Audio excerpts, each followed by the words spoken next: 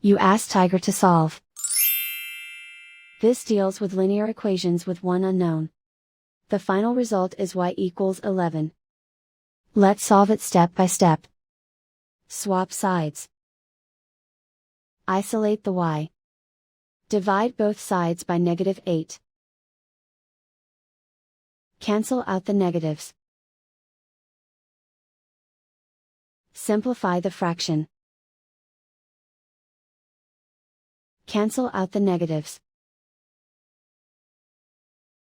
Find the greatest common factor of the numerator and denominator. Factor out and cancel the greatest common factor. And so the final result is y equals 11.